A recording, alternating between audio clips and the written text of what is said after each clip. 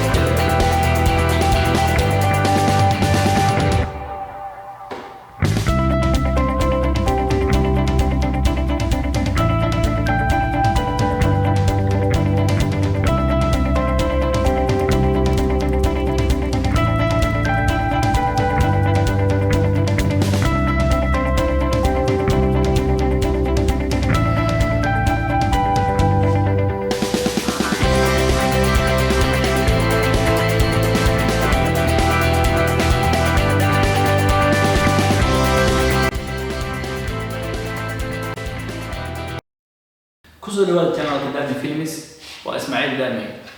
maanta waxaan rabaa meesha inaan kuu soo gudbiyo barnaamij imtixaan noqon doona haddii Allah wadada ogolaado kaas oo ku saabsan film samaynta.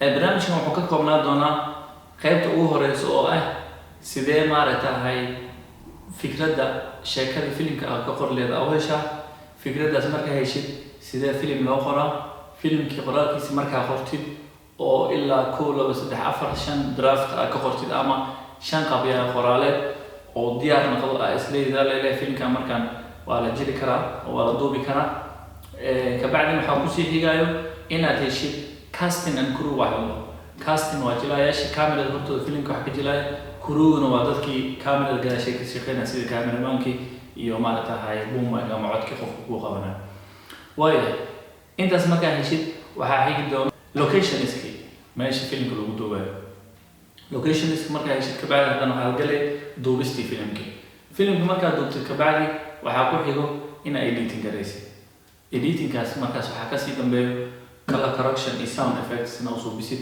ka bacdina amaartaa ku dartid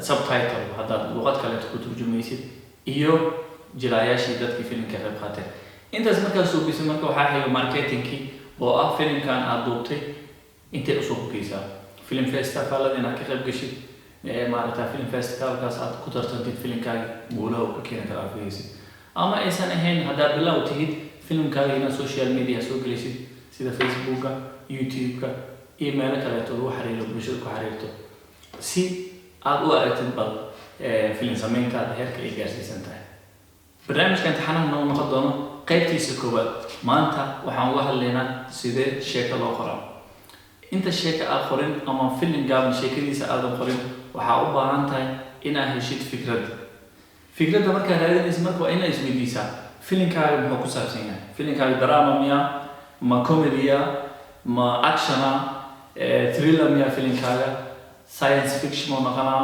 inaad Mars iyo maaragtay aad ka hadashid aliens waayo intaas markaa ogaatid marka tusaale waxaan soo qaadanaynaa waxaan rabnaa tusaale inaan filimkeena inuu drama noqdo drama rabtaa inaan maaragtay wax ka qortid okay sida ognahay wax walba waxay leeyihiin base iyo asaas laga bilaabo guriga aan u jeedin hadda wuxuu ku taagan yahay basementigaas hoose asaaskiisa hoose iyo tiirarkan film gaaban rabtaa marka inaad qortid filimka weyn oo u tagi doona laakiin film gaaban markaa rabtid inaad qortid waxaa asaas u ah ama base u ah saddex waxyaabood saddexdaas oo kale ah character goal iyo conflict maxay kala yihiin character, goal iyo conflict.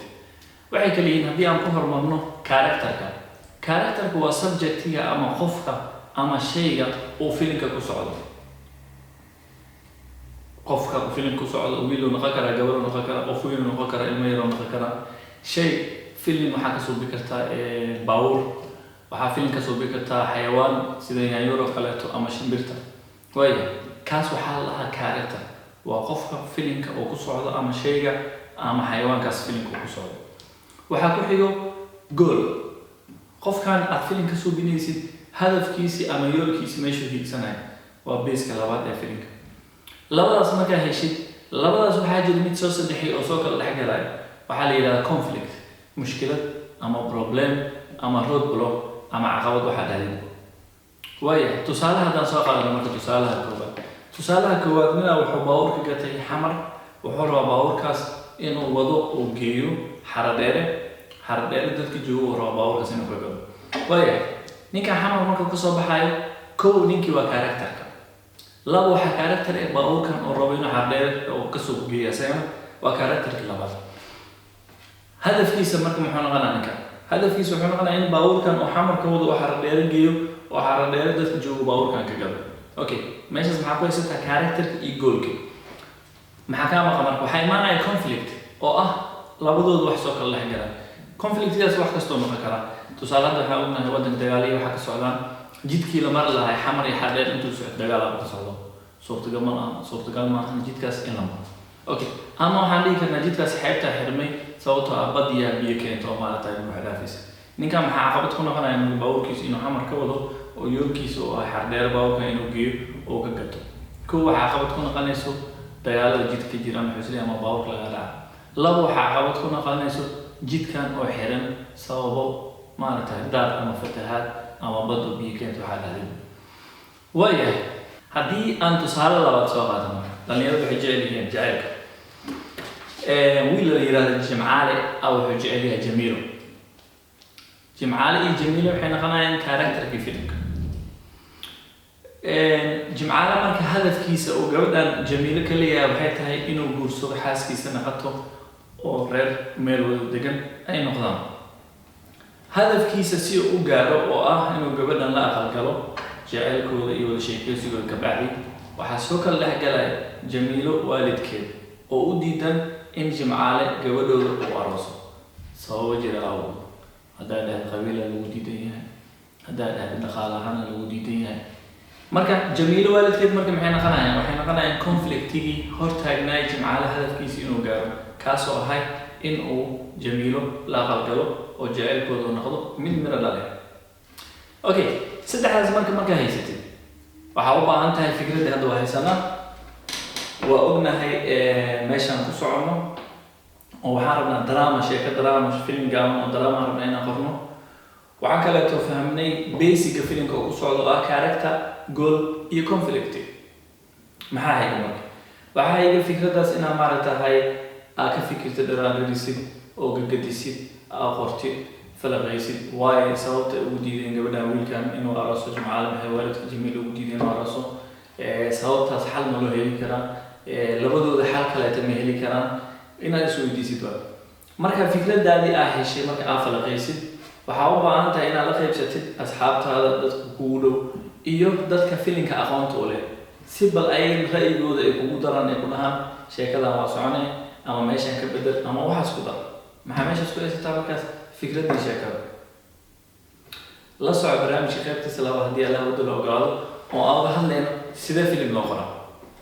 intaas inta ka horeyso waa Ismaaciil Daabacille, sidaas iyo mac salaama.